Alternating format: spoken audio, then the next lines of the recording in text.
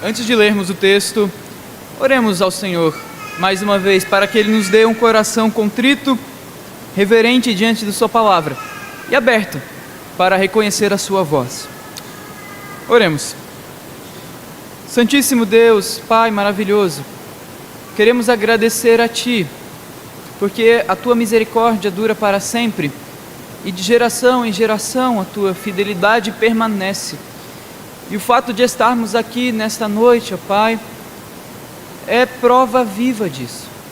Nós agradecemos a Ti pelo dia do Senhor, agradecemos ao Senhor porque podemos estar juntos, ó Pai, como igreja, cultuando a Ti, Pai.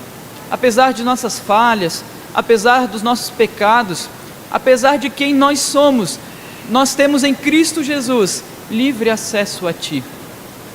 Ó Senhor bendito, neste momento também queremos agradecer especialmente pela Tua palavra que será lida e suplicar ao Senhor que pela misericórdia, graça e operação misteriosa que vem por meio do Teu Santo Espírito, o Senhor fale profundamente a nós, ó Deus. De fato é a Tua palavra quem fala, de fato cada versículo, cada palavra que aqui está contida é por Ti mesmo inspirada, mas nós somos tardios em entender, ó Pai. Nós temos os ouvidos surdos para Ti e o nosso coração é devagar demais.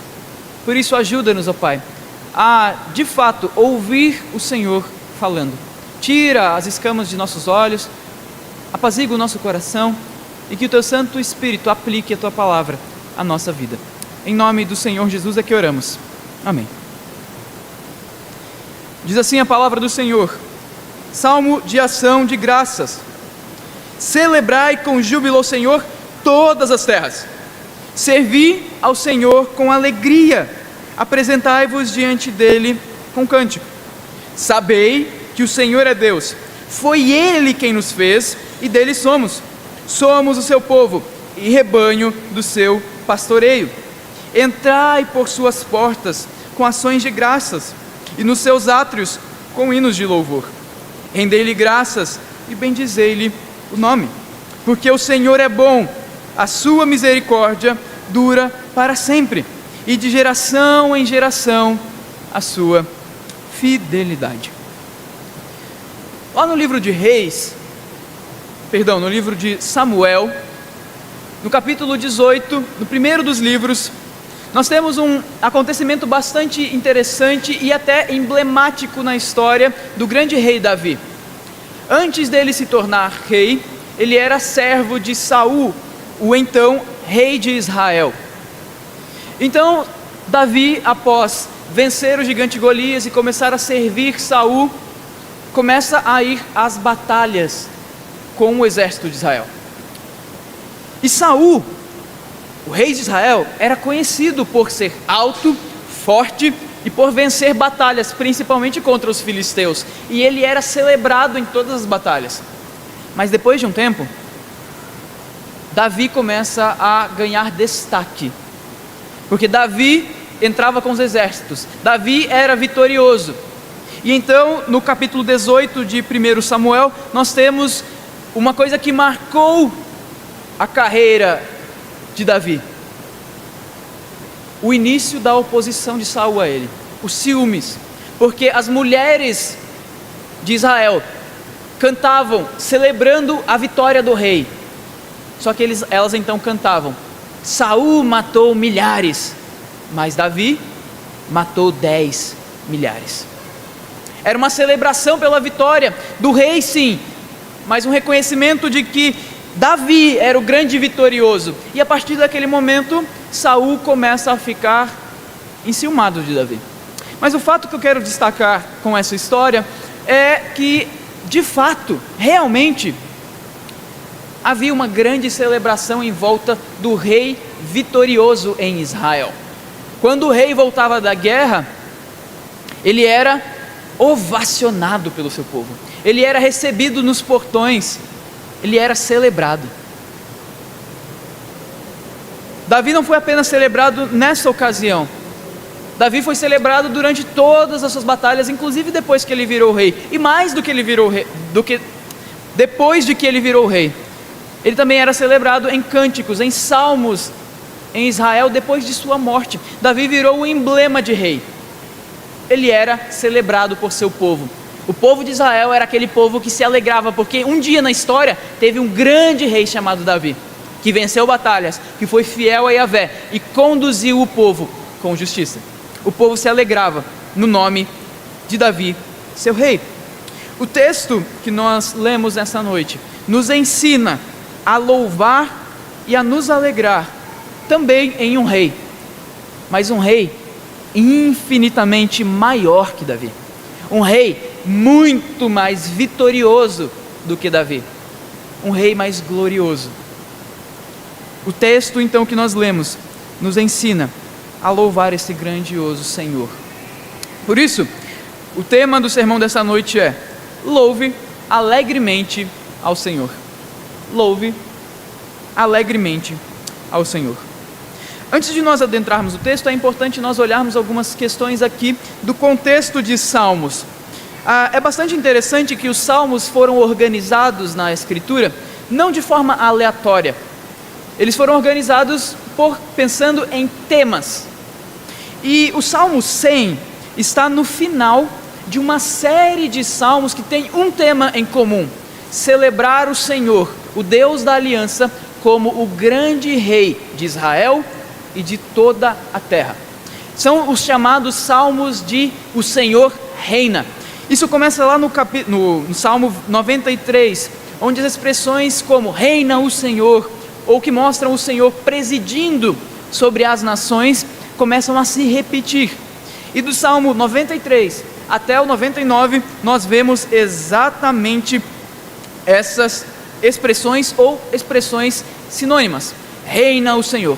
A ideia aqui é que o Senhor de Israel é o rei poderoso sobre todo o povo. E o Salmo 100 então é a conclusão desses salmos. É a conclusão em louvor ao rei de Israel. Não o rei humano, mas o rei divino. O Salmo 100 então é o ápice, o auge da adoração ao rei de Israel. A ideia é: se Deus é esse rei tão poderoso, glorioso, que se sobrepõe sobre todos que existem, ele governa sobre toda a terra, ele é soberano, então venham todos vocês que habitam nas terras longínquas e louvem ao Senhor conosco, o povo de Deus. O Salmo 100 então é aquele salmo que nos ensina a render graças ao rei de Israel, e é bastante interessante que ele é um hino que é o único em todo o saltério que tem como título Salmo de Ações de Graças. É fato que nós temos outros salmos de ação de graças nos salmos, mas esse é o único que recebe esse título, mostrando que realmente esse salmo é um modelo de adoração, de ações de graças, de louvor ao rei de Israel. Por isso, o título e o tema do sermão dessa noite é: louve alegremente ao Senhor, louve alegremente esse rei. Você deve fazer isso de duas formas, pelo menos, conforme o salmo nos ensina. Em primeiro lugar, reconhecendo o que o Senhor fez. Reconhecendo o que o Senhor fez. O salmo começa dizendo: celebrai com júbilo ao Senhor todas as terras. É bastante interessante que esse salmo é estruturado a partir de ordens, que podem ser aqui entendidas como convites. Nós vamos ver 7 ordens acontecendo. Dos versículos 1 a 3, nós temos as 4 primeiras. E a ideia é que o salmista está se colocando diante de todas as nações e convidando as nações para se alegrar no rei de Israel, para se achegar em culto e assim louvar o nome de Yahvé. E ele começa então dizendo: celebrai com júbilo ao Senhor. É bastante marcante essa palavra no hebraico, no original, porque ela significa literalmente gritai.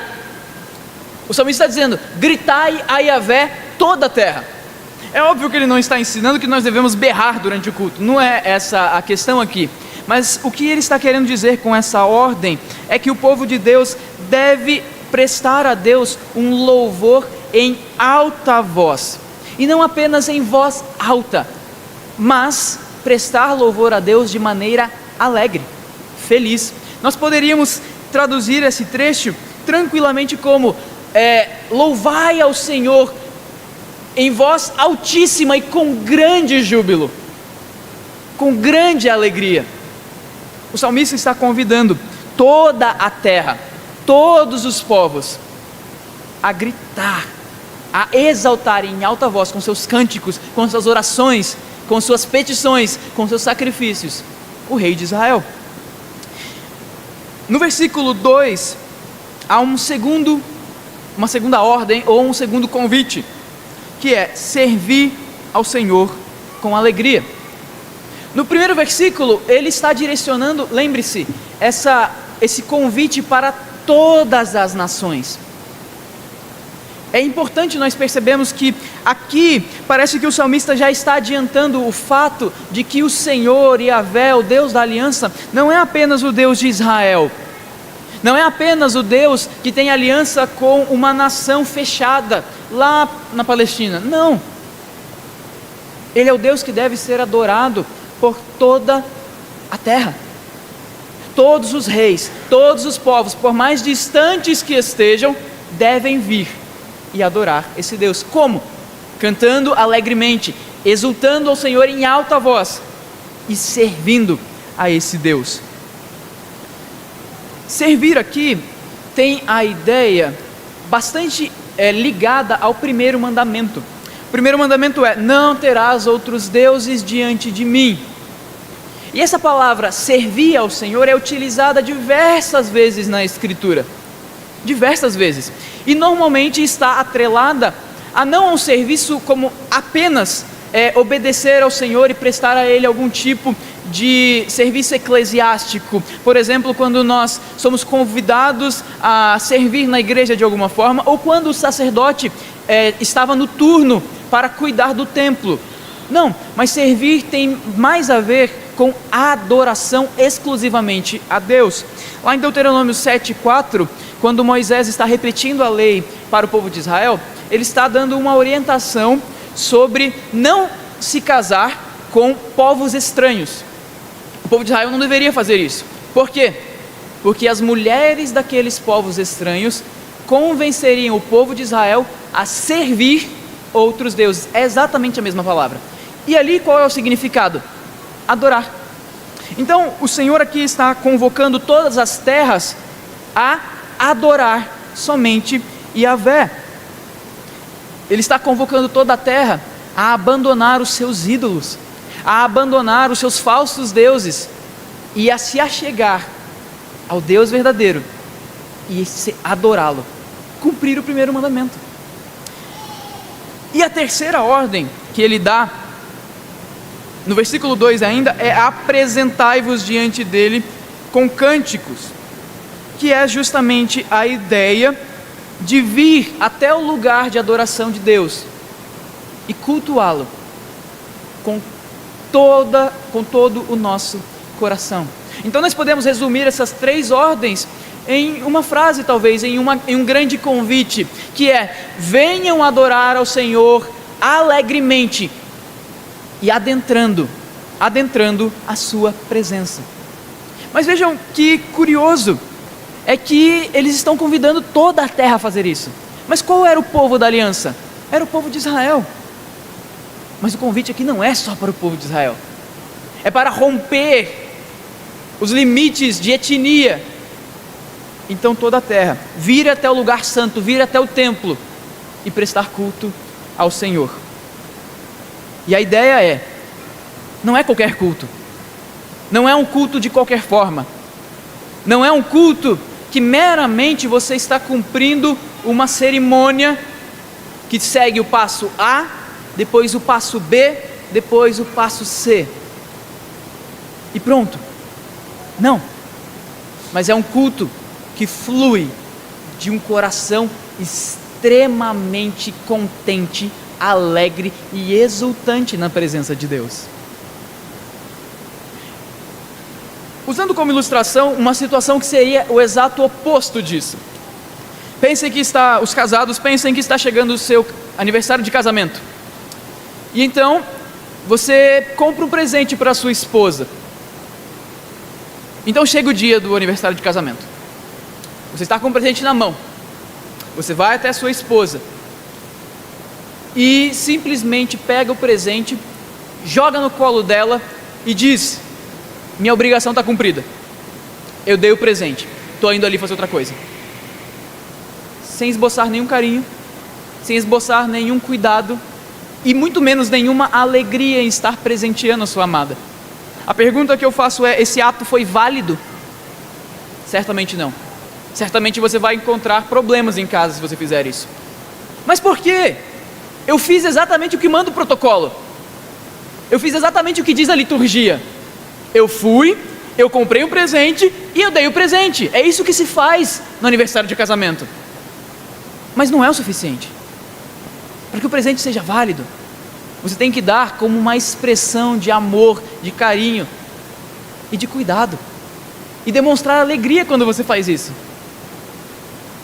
Demonstrar que você se preocupa com a outra pessoa e quer vê-la feliz, e se alegrar quando a pessoa ficar feliz porque recebeu o presente. Esse exemplo nos mostra algo semelhante sobre cultuar ao Senhor e viver diante dele. Não basta, amados irmãos, fazermos. É necessário nos alegrarmos quando fazemos. Não basta virmos ao culto.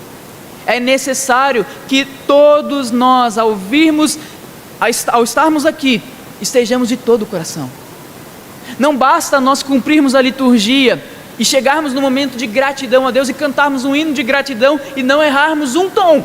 Isso não é suficiente se o nosso coração não estiver alegre diante de Deus. O Senhor, amados irmãos, não quer apenas as nossas mãos agindo, fazendo. Ele quer também o nosso coração. É bem verdade que é muito pior se você não fizer. É fato. Mas o mero fazer, sem que o seu coração esteja sentindo prazer naquilo, não agrada ao Senhor também. Não agrada. Portanto, quando nós vamos servir ao Senhor, nós devemos fazer isso com inteireza de coração. Quando nós cantamos hinos ao Senhor, nós devemos fazer isso realmente exultantes, alegres. Isso não tem nada a ver com irreverência, não. É nos alegrarmos por quem o Senhor é e por tudo que Ele faz por nós. O convite do Senhor aos povos, às nações, é que venham a Ele e o adorem alegremente. E a pergunta que eu te faço é: você se alegra apenas no Senhor? É nele que está a sua alegria? Quando você cultua ao Senhor com seus irmãos, o seu coração exulta. Quando você faz seu devocional, o seu coração se aquece com a palavra do Senhor. Quando você ora, você faz isso com prazer, ou isso é extremamente penoso? Esse salmo nos convida a ter uma vida de adoração alegre, onde o nosso coração acompanha as obras das nossas mãos. Não basta ser religioso, o Senhor exige mais do que isso. Mas é interessante que o salmo continua dando ordens, e ele dá mais uma ordem no versículo 3, que é a ordem principal de todo o salmo. Ele diz: sabei que o Senhor é Deus. Essa frase poderia ser traduzida, ficaria bastante estranha, mas é exatamente assim que ela está. Conhecei que o Senhor, Ele mesmo, é Deus. Há uma ênfase aqui no fato de que apenas Yahvé, o Deus da aliança, o Deus que se revelou a Israel, é Deus. Há uma ênfase aqui de que todas as nações precisam reconhecer que nenhum outro Deus é verdadeiro, somente o Deus da aliança, o Deus que se revela. E quando o salmista então convida toda a terra a reconhecer isso, ele está dizendo que somente o Senhor de Israel é o Deus verdadeiro, e eles deveriam abandonar todos os teus deuses e reconhecer que eles não são deuses verdadeiros e se achegar ao Deus da aliança. Por quê? E aqui começa a justificativa do salmista. Ele não apenas faz um convite para que nós o adoremos com alegria de coração, com inteireza, que nós nos acheguemos à presença dele. Ele dá os motivos. Ele dá os motivos. E o primeiro motivo é que o Senhor é aquele quem forma o seu povo, quem cria o seu povo. E o segundo motivo é que o Senhor é aquele que redime o seu povo. O texto diz que foi o Senhor quem nos fez. Aqui é uma alusão justamente à formação do povo de Israel. Aquele momento onde o Senhor pegou o povo do Egito e o constituiu como povo da aliança. Aquele momento de libertação. Lá em Deuteronômio 32:6, quando o Senhor está exortando o povo a que não se desvie da aliança, ele diz assim: porventura não fui eu quem vos fiz, ou vos formei e vos tirei da terra do Egito? Ou seja, não fui eu que vos reuni como um povo, não fui eu que vos tirei da terra da servidão e os trouxe até aqui? Portanto, sirvam exclusivamente a mim. E a expressão que ele usa aqui para a redenção é que o povo de Israel não é apenas feito por Yahvé, mas é também o seu povo e rebanho do seu pastoreio. Rebanho do seu pastoreio. A ideia aqui é que Deus então forma o seu povo e reina sobre o seu povo. Reina sobre o seu povo. Porque a ideia de pastor, em boa parte do Antigo Testamento, via de regra era ligada à figura do rei. E faz todo sentido nós entendermos pastor aqui como uma figura de um rei divino. Por quê? Porque os textos do Salmo 93 a 100 estão exultando Deus porque ele é o rei soberano. Então nesse texto em particular, o salmista está dizendo: o Senhor é o nosso pastor, no sentido de que ele é o nosso rei, que nos, assim como um pastor cuida de suas ovelhas, ele cuida do seu povo, ele protege o seu povo, ele alimenta o seu povo, ele tira o seu povo de uma situação de morte certa e leva para pastos verdejantes, como diz o Salmo 23. O Senhor é este rei que é como um pastor para as suas ovelhas. E a pergunta é: como isso se aplica a nós? Mais uma vez eu repito a ideia de que o convite aqui é para todas as terras. Mas o Senhor não fez aliança apenas com Israel, de ser Deus de Israel e o povo de Israel ser o seu povo? Sim, é verdade. Mas nós vemos na história da redenção que essa aliança também alcança todos os confins da terra. Se há um foco na ideia de nós reconhecermos quem Deus é, nós reconhecermos que Yahvé, o Deus da aliança, é o único Deus verdadeiro, e por causa disso nós cantamos e exultamos a Ele alegremente, por causa disso nós o servimos, por causa disso nós adentramos a sua presença, e isso só acontece porque Ele cumpre a sua aliança também conosco e nos inclui nela. E que aliança é essa?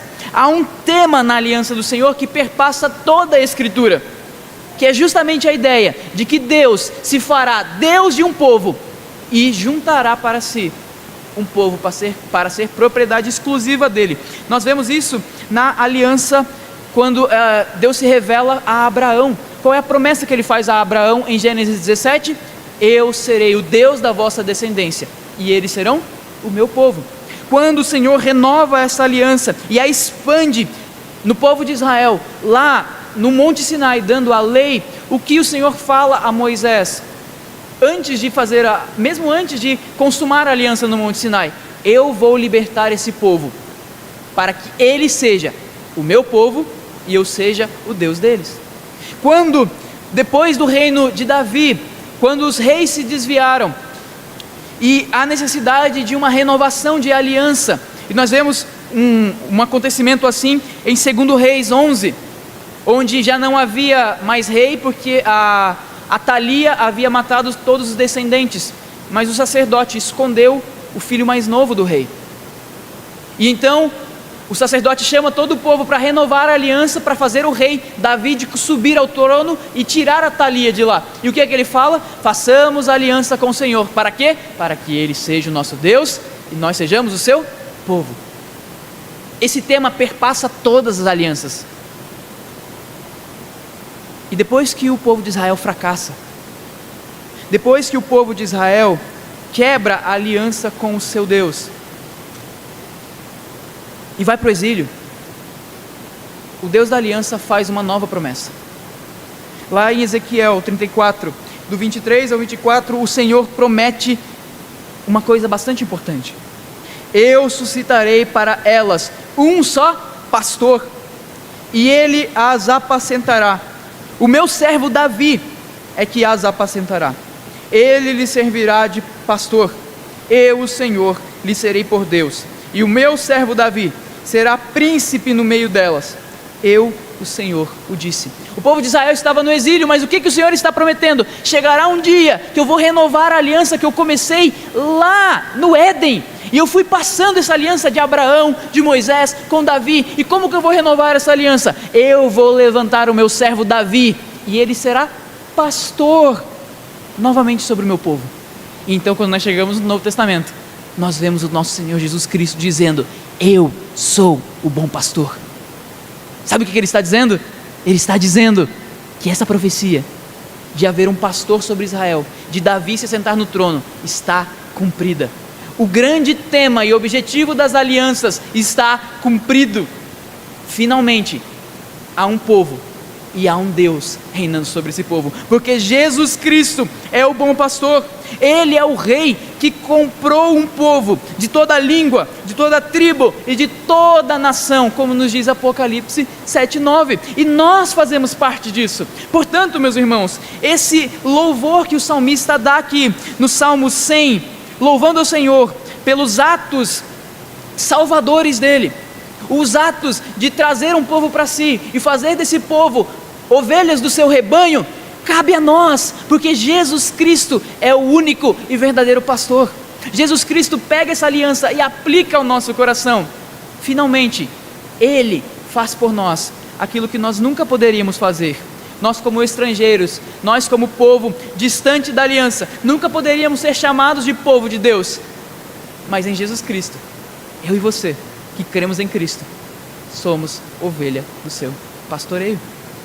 Em Cristo Jesus, nós podemos nos juntar ao povo de Israel e louvar a Deus dizendo: nós somos seu povo, rebanho do seu pastoreio.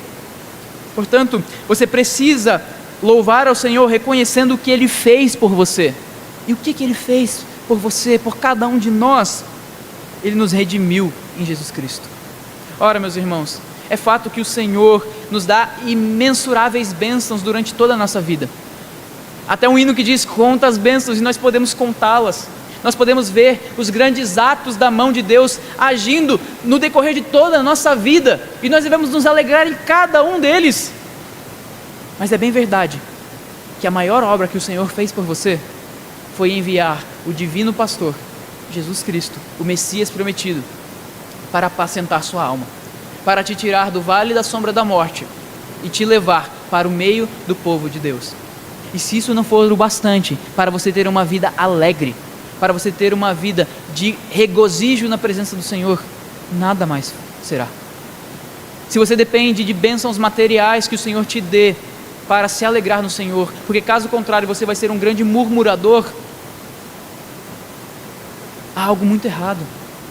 Porque a maior bênção que nós poderíamos receber, o maior ato de Deus que nós poderíamos receber, nós já recebemos em Cristo Jesus. Ele nos fez seu povo. Portanto, louve alegremente ao Senhor, reconhecendo o que o Senhor fez, reconhecendo que Cristo te redimiu. E em segundo lugar, também reconhecendo não apenas o que o Senhor fez por você, mas reconhecendo quem é o Senhor, ou quem o Senhor é.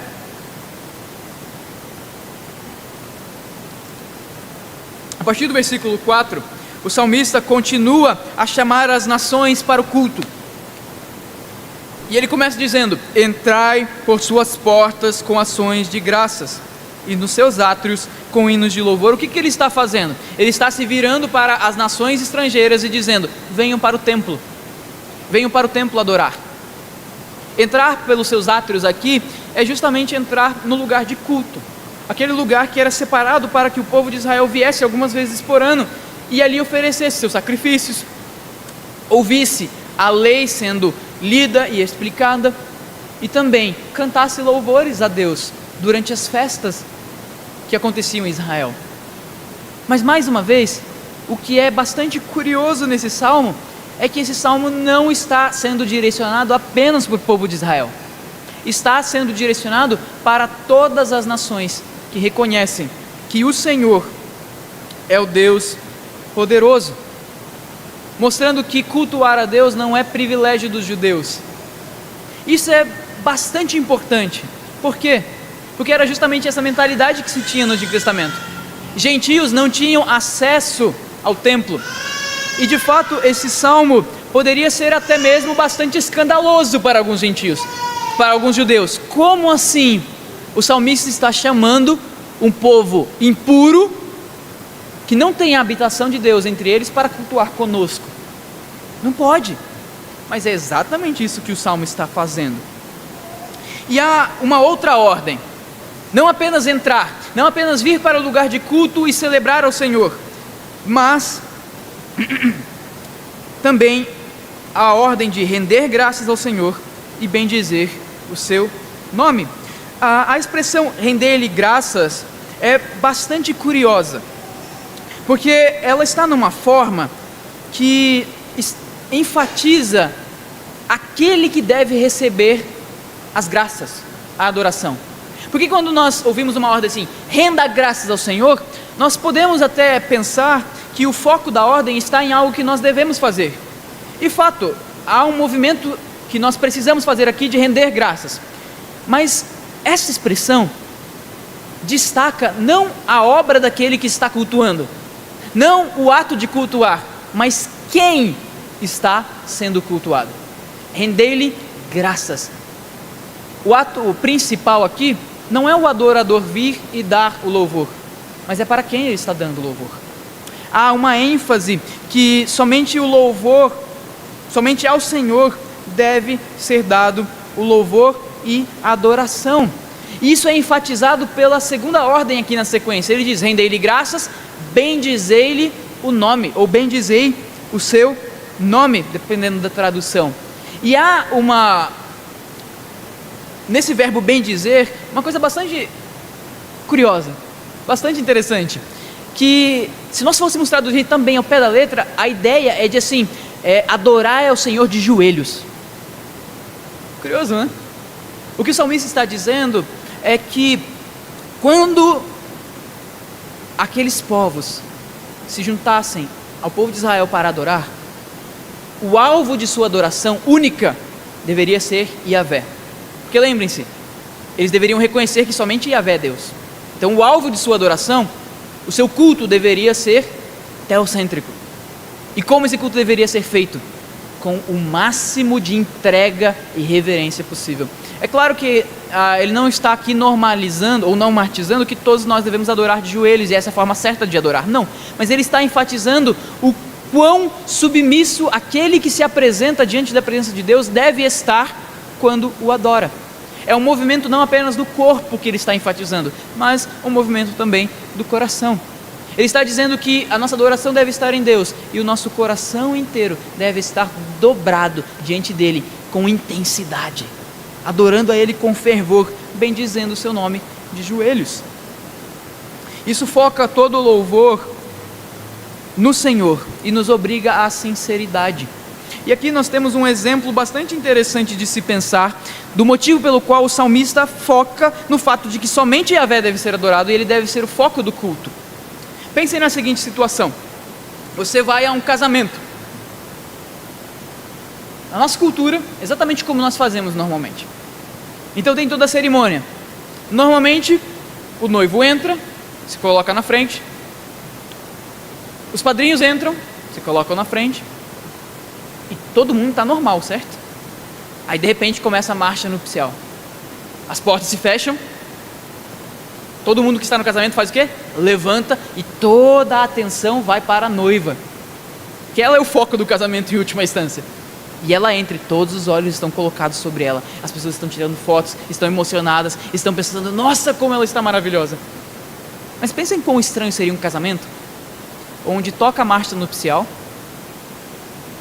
e as pessoas simplesmente não estão nem aí para a noiva. Elas não se levantam, a noiva começa a entrar e elas estão mexendo no celular, estão fazendo outra coisa, estão conversando entre si.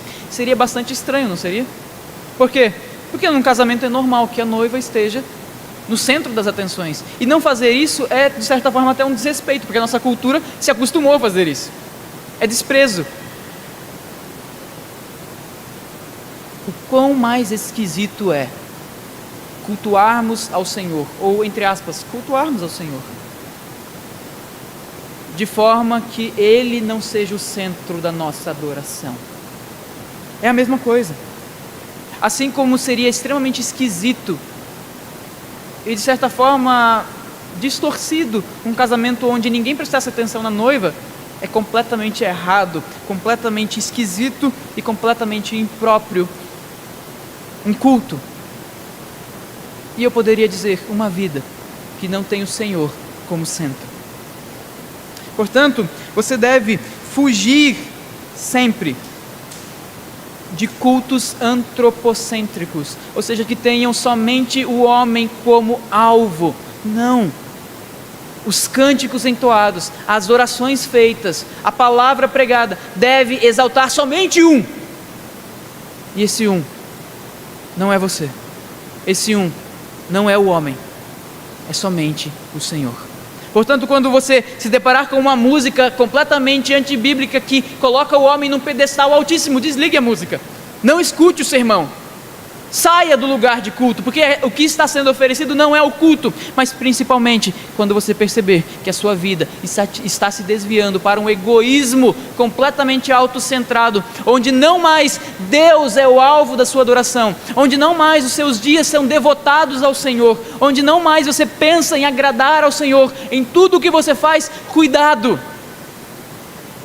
cuidado, porque você está desobedecendo não apenas um princípio de culto, um princípio litúrgico, mas um princípio de vida,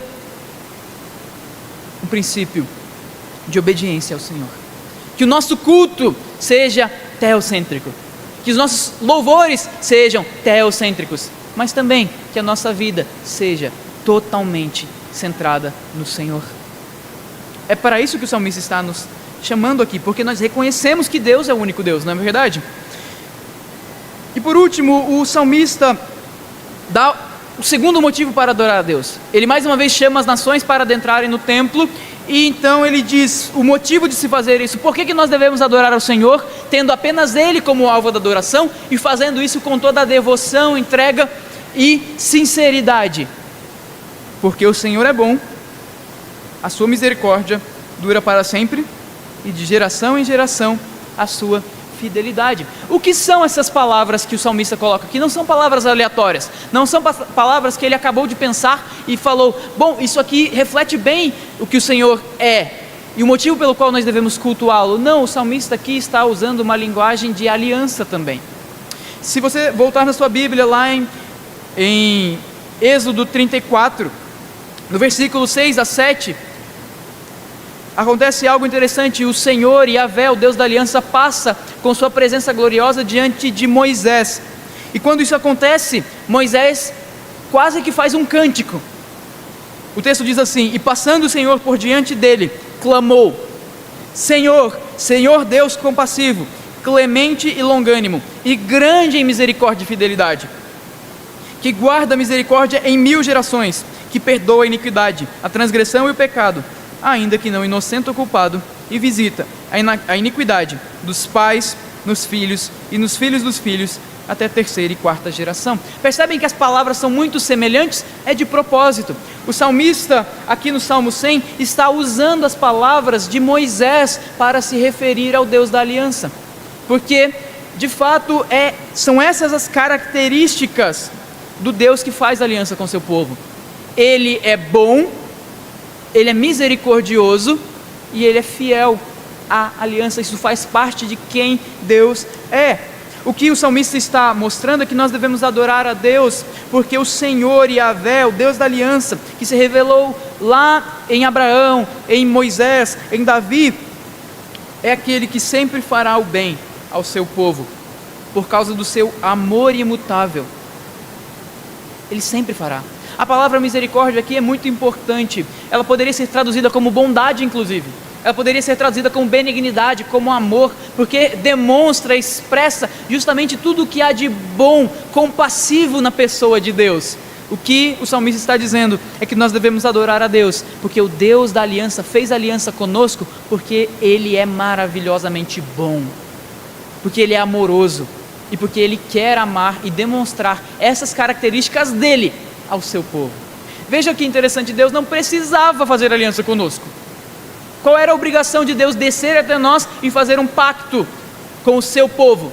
Nenhuma. Ele não precisava fazer promessas, Ele não precisava se obrigar a cumprir essas promessas, Ele não precisava obrigar-se a proteger esse povo, não, Ele não precisava. Mas por que Ele fez? Porque o fundamento da aliança é o fato de que Deus é bom e Ele quis amar um povo somente para si, porque Ele quis perdoar pecados, porque Ele quis reunir uma nação debaixo do seu poder. E todos os povos agora são chamados diante do Senhor para adorar ao Senhor, porque Ele é bom. E por Ele ser bom, Ele instituiu uma aliança bondosa, misericordiosa e que vai durar para sempre. Para sempre. Só que mais uma vez há um problema nesse salmo. O problema é, quem tinha acesso ao templo? Os judeus. Mas quem está sendo chamado aqui para adoração? Toda a terra, todas as nações. E mais uma vez há um tema comum na aliança de Deus sendo desenvolvido aqui. O tema de que não apenas Deus é o Senhor, pastor do seu povo, não apenas o tema de Deus será o seu Deus e vocês serão o povo dele, mas o tema também de que esse Deus que governa sobre vós também vai habitar no meio de vós. Vocês estarão próximos dele. Não é um rei distante que está lá no seu alto e sublime trono e não se relaciona com você. É um Deus próximo que te chama à presença dele, à comunhão dele, para que você desfrute de todos esses atributos, para que você desfrute do seu amor, para que você desfrute da sua benignidade. E como nós vemos isso? Bom, Deus promete habitar no tabernáculo quando ele faz aliança com Moisés. Ele ordena que seja levantado um tabernáculo onde descerá a sua presença, e a presença dele desce lá. No tempo do reinado, no tempo dos reis de Israel, ele faz também uma promessa de que ele iria habitar no meio do povo, no templo. Então Salomão constrói o templo, a glória do Senhor desce e habita no templo. E toda vez que o povo de Israel adentrava o templo, estava adentrando na habitação de Deus. Mas nós sabemos, mais uma vez, que o povo de Israel fracassou. Eles quebraram a aliança e eles foram expulsos da habitação de Deus. Ezequiel vai nos dizer que a glória do Senhor sobe e deixa o templo, e o templo se torna um prédio vazio. Falhou a promessa do Senhor. Deus não mais habitará no meio do seu povo, Ele não mais chamará a todos que entrem nos seus átrios. Não falhou, porque as promessas nos profetas apontam para um dia onde não apenas os judeus seriam reunidos na presença do Senhor, não, muito mais do que isso, toda a terra seria reunida e viria a Sião. Miqueias 4:1 vai dizer que nos últimos dias eu chamarei todos os povos e eles finalmente habitarão em Sião. E quando Cristo vem, Ele nos mostra que Ele faz isso. Nós não temos possibilidade, capacidade de ir até a presença de Deus. Então qual é a solução? Ele inverte os papéis. Ao invés de chamar o povo para ir até Ele, um povo que não tem pernas para ir, um povo que não tem forças para subir o Monte Sião, Ele mesmo vem e habita no meio do seu povo. João 1,14 diz que o Verbo se fez carne e habitou entre nós. Essa palavra habitou significa tabernaculou entre nós. Significa que tudo aquilo que o templo, que o tabernáculo significavam, agora se cumpre em Cristo Jesus. Ele é a presença de Deus com os homens. Ele trouxe os átrios do Senhor até cada um de nós que cremos nele. Ele cumpriu a promessa da aliança. E quando Ele nos atrai a si, quando nós cremos nele, automaticamente, no mesmo instante, nós experimentamos isso que o salmista está dizendo. Nós entramos nos seus átrios, nós desfrutamos da comunhão do Senhor, nós experimentamos pessoalmente o que é ter um Deus bondoso, um Deus que perdoa pecados e um Deus que nunca vai quebrar a aliança conosco. E por que isso acontece? Porque em Cristo Jesus nós temos acesso à bondade de Deus, à misericórdia de Deus e à sua fidelidade para sempre. Porque aquele que é o verdadeiro templo habitou entre nós. E agora nós temos habitação, comunhão, juntamente com o Deus da aliança. E vemos a sua face não mais irada contra nós. Aqueles que creem em Cristo não veem a face de Deus, mas colocando sobre eles juízo. Não. O juízo foi pago em Cristo. A face que nós vemos é a face de um Deus amoroso, que está disposto a nos perdoar dos nossos pecados. E não apenas nos perdoar dos pecados, mas nos purificar de toda injustiça e nos fazer crescer em santidade, porque nós habitamos no Santo dos Santos. Nós estamos em um lugar privilegiado, por causa do fato de estarmos em Cristo Jesus. Hebreus 10 vai nos dizer que nós temos livre acesso ao Santo dos Santos por meio de um novo e vivo caminho. Qual é esse novo e vivo caminho? A carne e o sangue de Cristo. Na cruz do Calvário, Cristo Jesus comprou para nós o direito de fazer isso, entrar nos átrios do Senhor e desfrutar das bênçãos do Deus da aliança. Portanto, Cristo te trouxe para perto e permitiu que você conhecesse quem Deus é. Você nunca saberia quem Deus é.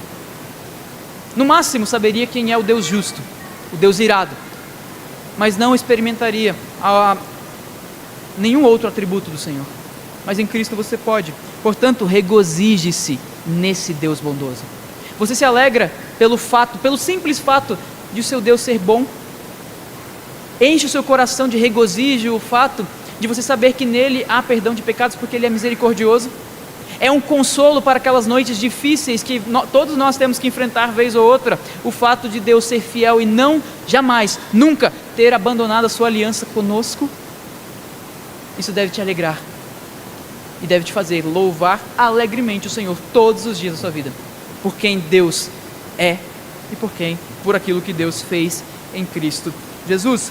Concluindo, o que nós vemos de tudo isso é que a nossa alegria no nosso Rei é muito, mas infinitamente muito maior do que aquela alegria que aquelas mulheres tiveram em Davi, quando Davi retornou da sua batalha. É inclusive maior do que a alegria que todo o povo de Israel tinha em lembrar que Davi era o seu rei, ou que Davi tinha sido um bom rei que elevou o status de Israel. É muito maior do que qualquer passeata ou celebração que alguém poderia oferecer aos reis antigos.